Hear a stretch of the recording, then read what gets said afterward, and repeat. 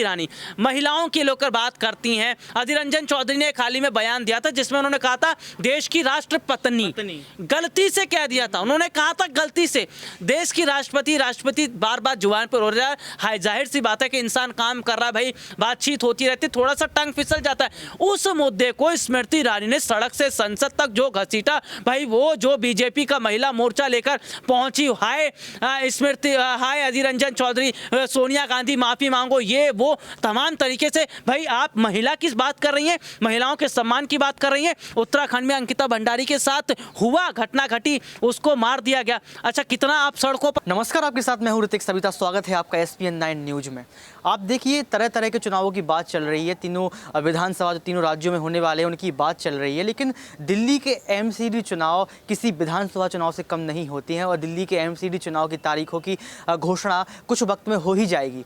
लेकिन MCD चुनाव है जो वो बहुत नज़दीक है। पिछले आपने देखा कि MCD चुनाव को टाल दिया गया था। चुनाव आयोग ने कहा था कि एकीकरण करना है तीनों निकायों का, और वो एकीकरण भी हो गया है। इसके बावजूद अब जो है चुनाव नज़दीक आ चुके हैं, तो हम चर्चा ये करेंगे, क्या अरविंद केजरीवाल की पार्टी गुजरात को देख रही है? क्या बीजेपी की निगाहें सिर्फ गुजरात पर हैं? MCD इलेक्शन में इस बार क्या हुआ? क्योंकि पिछले कई सालों से MCD में बीजेपी पार्टी वो सत्ता पर काबिज है। तो हमारे साथ मौजूद हैं राहुल सर। मैं उनसे जानना चाहूँगा कि इस बार MCD इलेक्शन दिल्ली में क्या क्या होने वाला है और क्या कुछ कहेंगे, वो उनकी इस पर विचार लेंगे, उनकी इस पर लाएंगे। सर, आपका बहुत बहुत स्वागत है हमारे चैनल में। जी शुक्रिया सर, मैं आपसे पहला सवाल यही करूँगा कि आप देख रहे हैं कि सारी पार्टियों का जो ध्यान है वो विधानसभा चुनावों पर है, लेकिन MCD इलेक्शन किसी विधानसभा चुनाव से कम नहीं होते हैं, दिल्ली की सबको पता है। तो आपको क्या लगता है कि इस बार क्या क्या होने वाला और क्या क्या मुद्दों पर चुनाव लड़ने वाली हैं पार्टियां? देखिए, मैं अगर बात करूं तो भाई दिल्ली का जो MCD चुनाव है, मेरे हिसाब से ऐसा लग रहा है कि भाई इसमें आम आदमी पार्टी की जीत होनी चाहिए। क्यों? क्योंकि ये हम देख रहे हैं ना कि MCD का काफ़ी समय से जो दिल्ली में हम चल रहे हैं कि भाई एक आम आदमी पार्टी कहती है कि दिल्ली में तो भाई MCD में तो बीजेपी बनी हुई है, और बीजेपी वाले कहते हैं कि अरविंद केजरीवाल हमें काम नहीं करने दे रहे। यानी कि बीजेपी और आम आदमी पार्टी की लड़ाई, जिस तरह से हम दिल्ली और सेंट्रल के बीच में लड़ाई देखते हैं, वही MCD के अंदर देखे जा रहे। तो जो 7 नगर निगम जिसको भाई एक करने का फैसला बीजेपी ने बनाया था, वो ऐसे नहीं बनाया था। पंजाब में जो आम आदमी पार्टी ने जीत हासिल की, उसके बाद इन्होंने ये कदम उठाया था। लेकिन मुझे ऐसा लग रहा है कि इतने वर्षों से, इतने समय से MCD के अंदर ये बीजेपी रही है। भाई क्या कर लिया आपने, क्या किया आपने? जगह जगह कूड़े के ढेर, जगह जगह हम देख रहे हैं गंदगी फैली हुई है, जगह जगह हम देख रहे हैं कि लोगों का आना जाना मुश्किल हुआ है। MCD में इतने टाइम तक बीजेपी रही है, लेकिन आप लूट खसोट मचा रहे हैं, इतने समय से आपको फंडिंग हो रही है। एक सवाल इसमें और ऐड करूंगा, क्योंकि चुनाव को टाल दिया गया था और चुनाव आगे बढ़ा दिए गए थे। आप मुझे बताइए, कभी इतिहास में ऐसा नहीं हुआ है कि चुनाव आयोग आता है और कहता है कि चुनाव को टाल दिया जाएगा, एकीकरण किया जाएगा? उन चुनावों के बीच में एकीकरण क्यों किया गया और एकीकरण करने के फायदे क्या हो सकते थे? फिर मैं आपसे दूसरा सवाल लूंगा। देखिए, सबसे बड़ी बात क्या है कि जो सारे नगर निगम को जो एक किया गया है, क्यों एक किया गया है?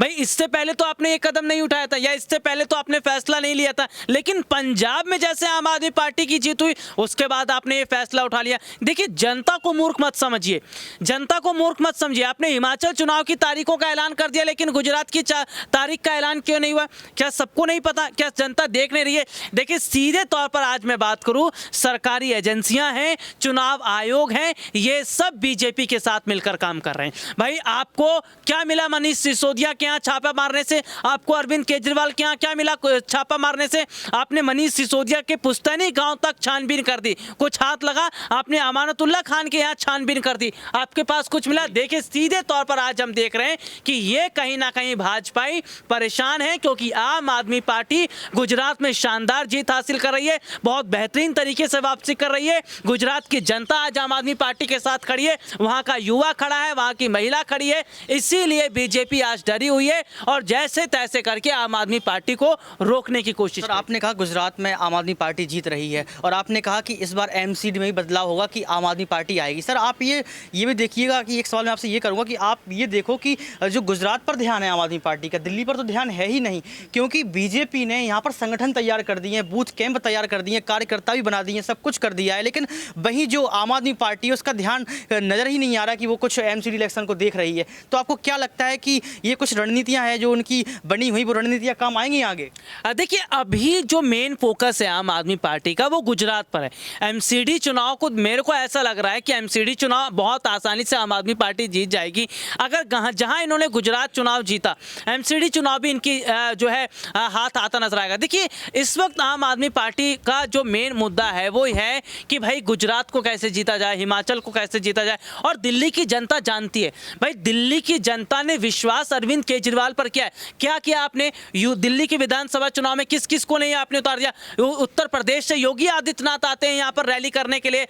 यहाँ पर मैं अगर बात करूँ जो बीजेपी के जो बड़े नेता हैं मनोज तिवारी, भाई वो सांसद रहे हैं, सांसद हैं, लेकिन क्या कर रहे हैं वो? दिल्ली में देखिए आप किस तरह से काम हो रहा है, सड़कें उथड़ पुथड़ हुई पड़ी हैं, लोगों के पास रोजगार नहीं है। बीजेपी ने दिल्ली में राजनीति करने का काम किया है। आज जरा सी बारिश हो जाती है, सड़कों पर पानी भर जाता है, एमसीडी वाले जो है वो पानी तक निकालने के लिए काम नहीं करते, गंदगी फैलती है, कचरा रहता है। किसकी जिम्मेदारी है? बीजेपी की जिम्मेदारी है। लेकिन ये लोग अपनी जिम्मेदारियों को आम आदमी पार्टी पर थोपते हैं। और मुझे ऐसा लग रहा है कि आम आदमी पार्टी एक ऐसी पार्टी है जो ईमानदार पार्टी है। भाई एक ऐसी पार्टी जो रोजगार दे रही है, शिक्षा दे रही है, स्वास्थ्य दे रही है, लोगों की भलाई के लिए काम कर रही है। और गुजरात की जनता ही नहीं, पूरे देश की जनता आने वाले वक्त में आम आदमी पार्टी को पूरा सहयोग करेगी, सपोर्ट करेगी। और आम आदमी पार्टी ही वो पार्टी है जो आने वाले वक्त में पूरे देश के अंदर एक बड़ा दबदबा बना पाएगी। लेकिन आप ये देखिए कि आम आदमी पार्टी पे कई बार रेड पड़ रही है, छापे पड़ रहे हैं और बार बार कहा जा रहा है कि भ्रष्टाचार पार्टी। आपने कहा कि ईमानदार पार्टी, अरविंद केजरीवाल भी कहते हैं कि 1947 के बाद आम आदमी पार्टी जो है मेरी सबसे ईमानदार पार्टी है। लेकिन ईमानदार पार्टी होने के बावजूद भी छापे पड़ जाते हैं, उसके बावजूद भी एमसीडी में उनसे कहा कि पैसों को लेकर भ्रष्टाचार का आरोप तो बीजेपी पर भी लगा है। लेकिन आप ये जानिए कि आरोप लगने के बाद भी आम आदमी पार्टी को कभी भी देखा नहीं गया एमसीडी इलेक्शन में। उनके बहुत कम जो पार्षद बनने को देखे गए हैं, अधिकतर पार्षद आपको बीजेपी के ही मिलेंगे। तो आपको नहीं लगता है कि इस बार आप जो कह रहे हैं वो गलत साबित होगा? देखिए, सीधे तौर पर अगर बात करें, हालांकि ये तो चुनाव के वक्त जरूर पता चल जाएगा, लेकिन मैंने आपकी बात को ध्यान से सुना। आप कह रहे हैं कि आम आदमी पार्टी दोषी नहीं है, फिर भी छापे मारे जा रहे। भाई युवा का क्या दोष था?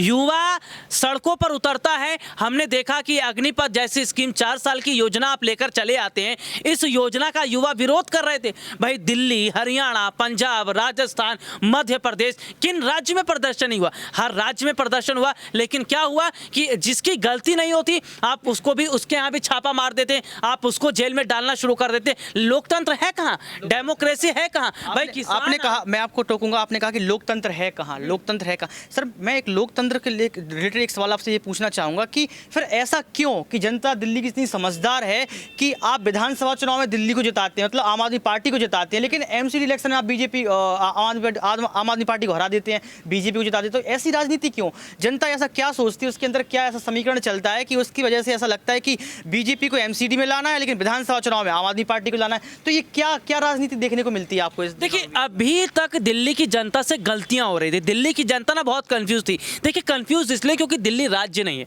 भारत की राजधानी है। और भारत की राजधानी, उन्हें पता है कि भाई अगर यहाँ पर सेंट्रल का दबदबा नहीं रहेगा तो भाई सेंट्रल पैसा नहीं देगी, खर्चा नहीं करेगी, फंड नहीं आएगा। तो एक वजह ये हम देख रहे हैं कि दिल्ली की जनता कह रही चलो भाई चलिए ठीक है, हमने दिल्ली में सरकार इनकी बना दी, एमसीडी में इनको थोड़ा सा रख लेते। लेकिन अब उन चीजों को तोड़ रही है। जनता से जो पहली गलतियां हुई थी उन गलतियों को देखिए, पहले कांग्रेस की सरकार थी, शीला दीक्षित थी मुख्यमंत्री, लेकिन जनता ने बदलाव की बात की। उन्होंने कहा नहीं, अब हमें बदलाव चाहिए। उन्होंने बदलाव के लिए देखा, भाई आम आदमी पार्टी है जो बदलाव की बात करिए, उनको मौका दिया। देखिए, एमसीडी में मुझे लग रहा है कि इस बार आम जो जनता है वो खुलकर सपोर्ट करेगी आम आदमी पार्टी को। और कहीं ना कहीं जो हालात इस वक्त बने हैं बीजेपी से, आज जनता ही नहीं, आज राजनीतिक पार्टियां भी परेशान हैं, क्योंकि आज लोकतंत्र की हत्या मोदी सरकार में हो गई है। लोकतंत्र की हत्या मोदी सरकार में हो गई है और जनता बदलाव चाहती है। उन्होंने एक बड़ी बात कही। मैं सर आपसे एक लास्ट सवाल ये लूंगा कि जो चुनाव होने वाले थे पिछले समय में, तो चुनाव आयोग पर भी सवाल खड़े किए गए थे कि चुनाव आयोग की घर भी छापा डलवा देंगे, रेड डलवा देंगे। तो क्या इसी वजह से चुनाव आयोग भी डर गया है क्या चुनाव आयोग भी तानाशाही वाली राजनीति कर रही है बीजेपी क्या सर? चुनाव आयोग की बात करें भाई, सरकारी एजेंसियां डरी हुई हैं भाई, ईडी, एनसीबी, सीबीआई ये डरी हुई हैं। मध्य प्रदेश में शिवराज सिंह चौहान ने कितना बड़ा घोटाला कर दिया भाई, स्मृति ईरानी की बेटी जोयस ईरानी का सच कौन नहीं जानता। गोवा में सिली एंड सॉयल रेस्टोरेंट चल रहा था, बीफ, पोर्क ये सब परोसे जा रहे थे। मध्य प्रदेश में इतना बड़ा घोटाला हुआ। बीजेपी में क्या घोटाले नहीं हुए? रविशंकर प्रसाद जैसे नेता और कई नेताओं ने घोटाले किए भाई। देखिए, मैं अमित शाह का जिक्र कर लूंगा। अमित शाह के बेटे जैसा, आपने जैसा को किस हिसाब से बीसीसीआई का अध्यक्ष बनाया, किस हिसाब से जिम्मेदारी दे दी भाई। उन्हें क्रिकेट की तो एबीसीडी आती नहीं है, आपने उन्हें जिम्मेदारी दे दी। देखिए, बीजेपी क्या परिवारवाद नहीं कर रही है? क्या कांग्रेस में परिवारवाद है? देखिए, ये सब इनके चिकनी चुपड़ी वाली बात है भाई। देखिए, आज मैं बात कर रहा हूं महिलाओं के। देखिए, हमारे पास वक्त की कमी है, मैं आखिरी ये बात कहना चाहूंगा। महिलाओं का मैं जिक्र कर लेता हूं। स्मृति ईरानी महिलाओं की लेकर बात करती हैं। अधीर रंजन चौधरी ने एक हाल ही में बयान दिया था जिसमें उन्होंने कहा था देश की राष्ट्रपत्नी, गलती से कह दिया था, उन्होंने कहा था गलती से देश की राष्ट्रपति बार बार जुबान पर हो रहा है। हाय, जाहिर सी बात है कि इंसान काम कर रहा है भाई, बातचीत होती रहती, थोड़ा सा टंग फिसल जाता है। उस मुद्दे को स्मृति ईरानी ने सड़क से संसद तक जो घसीटा भाई, वो जो बीजेपी का महिला मोर्चा लेकर पहुंची, हाय स्मृति, हाय अधीर रंजन चौधरी, सोनिया गांधी माफी मांगो, ये वो तमाम तरीके से भाई आप महिला की बात कर रही हैं, महिलाओं के सम्मान की बात कर रही हैं। उत्तराखंड में अंकिता भंडारी के साथ हुआ, घटना घटी, उसको मार दिया गया। अच्छा, कितना आप सड़कों पर उतरी, कितना आपका महिला मोर्चा आया? हाथरस जैसी घटना हो गई, आप कहां थी? इसके अलावा हमारे देश में कई और महिलाओं के साथ घटनाएं घट रही हैं, आए दिन घट रही हैं। तब तो आप बात नहीं करती हैं। और पीएम मोदी की माता जी को लेकर जो बात होती है, आप कहती महिला का अपमान हो रहा है। स्मृति ईरानी, आपको पहले अपनी कंफ्यूजन दूर करना पड़ेगा। आपको पहला एक पॉइंट रखना होगा कि आप जनता के साथ खड़ी हैं या पीएम मोदी के साथ खड़ी हैं। देखिए, राहुल जी ने बहुत अच्छी अपनी बात रखी और ये बिल्कुल हकीकत बात उन्होंने बताई है, जो सच्चाई है उनसे आपको रूबरू करवाया है। लेकिन ये दिलचस्प होगा क्योंकि ये राजनीति है और राजनीति में जो तस्वीरें होती हैं वो बेतहासा हैरान कर देने वाली होती हैं। तो ये एमसीडी इलेक्शन में पता चलेगा कि आखिर किसकी सरकार एमसीडी में बनेगी। ये बहुत बड़ी बात है, हम राहुल जी से चर्चा करते रहेंगे। और ये सवाल अभी बना हुआ है कि चुनाव की घोषणाओं की डेट कब आएगी और घोषणा कब हो जाएगी एमसीडी इलेक्शंस को लेके, और कौन कौन उम्मीदवार होंगे, इस बार क्या क्या बदलाव देखने को मिलेंगे, आम आदमी पार्टी क्या रणनीतियों के तहत चुनाव लड़ेगी, बीजेपी के क्या मुद्दे होंगे और कांग्रेस कैसे अपने आप को संभाल पाएगी। ये तमाम मुद्दे बने हुए हैं एमसीडी इलेक्शंस को लेकर, इस पर हम बात करते रहेंगे, आपको अपडेट्स देते रहेंगे। राहुल जी, आपका बहुत बहुत शुक्रिया, आपने मुझे समय दिया और आप देखते रहिए SPN9 न्यूज़। बहुत बहुत शुक्रिया।